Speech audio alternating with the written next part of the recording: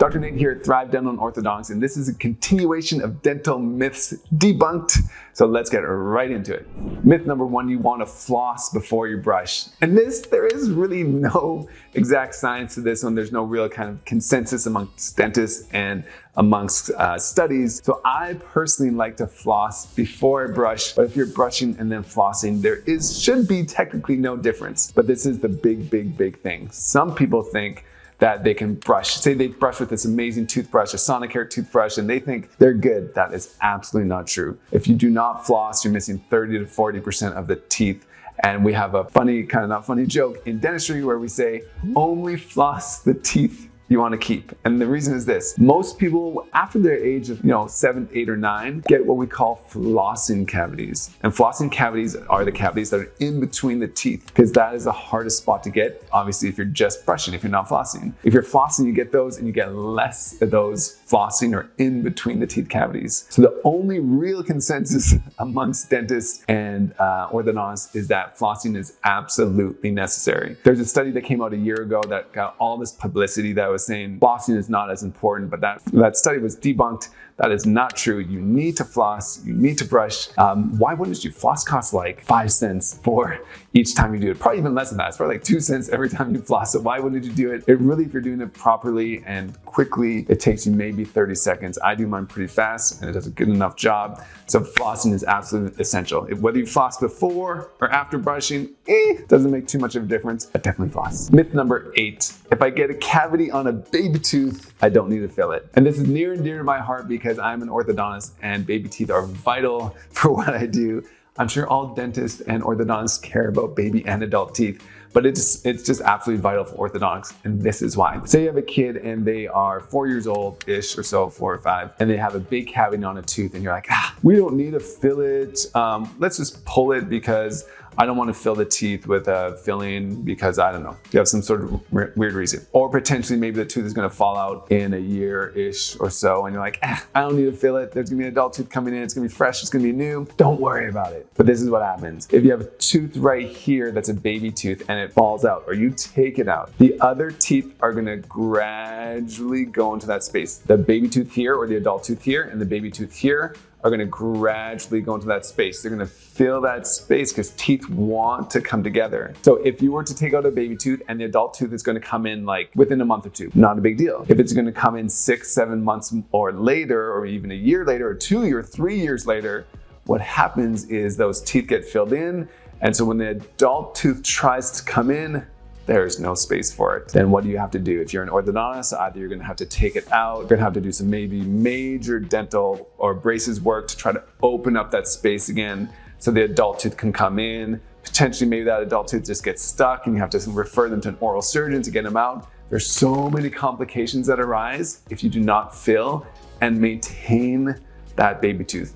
And something you could potentially do if the baby tooth has no chance and for some reason you can't restore it or whatever, you could potentially take it out, but you need to maintain that space. And there's things called space maintainers or a bunch of different versions of that can actually maintain that space so the teeth don't tip forward. So the moral of the story is, if you have a cavity on a baby tooth, fill it. If you cannot fill it, then get something to maintain that space so the teeth don't crowd up, so you don't have further issues in the future. Myth number 9, everybody should get their wisdom teeth taken out. And this is absolutely a myth. So not every single person needs their wisdom teeth out, and you do not need your wisdom teeth taken out for braces. Yes, if your wisdom teeth are coming in crooked, they hurt you, or they came in and now they have these massive cavities and you cannot clean them, then yes, it's great. You want to take those wisdom teeth out because it's going to cause either issues right now or in the future. I 100% agree with that. But not everybody is like that. Some people's wisdom teeth are coming in straight, have enough space, they're able to clean back there. There's no discomfort. In that case, why get the wisdom teeth taken out? That makes no sense. Just because your wisdom teeth come in crooked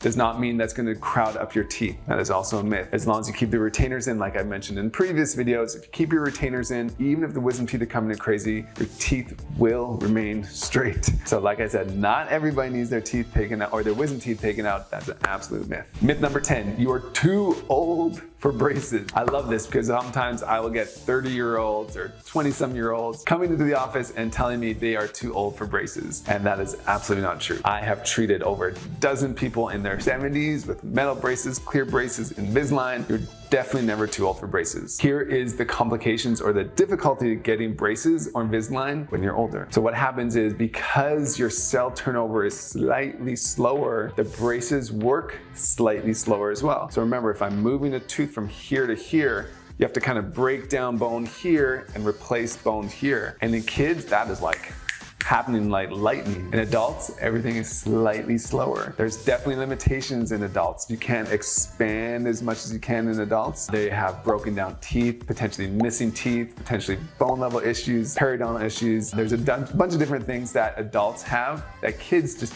generally don't have. But that is an absolute myth. You can definitely get braces at pretty much any single age. So do not think you're too old for braces. Myth number 11, a root canal tooth cannot get reinfected. All right, this is an absolute myth, and this is unfortunate, right? Because you may spend a lot of time and money getting a root canal and a build up, a crown, and you're like, cool, I'm good to go. Like, I spent a lot of money, my teeth are good, I'm not gonna get reinfected. But if you've ever had this, you know, unfortunately, that is not true. What can happen is, still, say you have a crown on that tooth, and even though you had a root canal done, you have a crown on that tooth. Bacteria can still seep underneath the crown and go back into that tooth and reinfect it. That is one possibility. There's another possibility. You got a root canal, and say it had the dentist or endodontist found 3 canals, because all these teeth have different canals. But what if there's these little, what we call accessory canals or smaller canals that we just couldn't see? You just couldn't find it. You just missed it. Potentially, root canal teeth can get reinfected. If they get reinfected, you can do something called an endo retreat or root canal retreat. The successful odds of that being good are pretty low. So some people will say at that point that it's not worth it.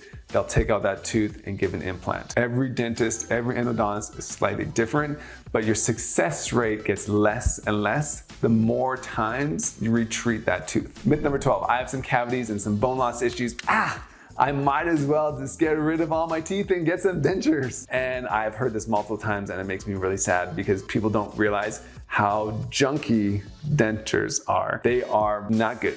If you know somebody who has dentures, they will tell you the same thing. Dentures are very, very tough. Dentures on the top are okay. Dentures on the bottom are just the worst. They come off all the time. And the reason is we have all these frenums and all these attachments with our tongue, so that the denture tends to fall out. Dentures are not natural teeth. They are not. If you have a partial denture, you know this too. They are not natural teeth. You don't feel them. They do not work like natural teeth. They are not good. It is the alternative to teeth. It is not something you ever want to do. That is why you want to brush and floss and get your cleanings and come to the dentist regularly, so you do not have to do this. There's a ton of 70, 80, 90-year-olds who have all of their teeth. Keeping all your teeth is an absolutely good option, and that is a viable option for most people if they're brushing and flossing and getting their regular dental visits. I guarantee you, you will be happier with your natural teeth over a denture. You can get these other things called implant supported dentures or all-in-4s. There's a bunch of different variations of that, which are gonna cost you, 30, 40, 50,000, and they're still not gonna be as good as regular teeth. So I think if anybody tells you, hey, I should just take out my teeth and get dentures, tell them, I saw Dr. Nate on this one YouTube channel, and he said they're not good, and I guarantee you they're not good. All right, guys, that is the 12 dental myths debunked. This was the second part of the video. If you want to see the first part, check out the other video. Maybe I'll put a link here somewhere. And as you know, I'm putting out videos every single week, and I'm trying to answer your comments as best as I possibly can. So please subscribe, and I will see you guys in the next video.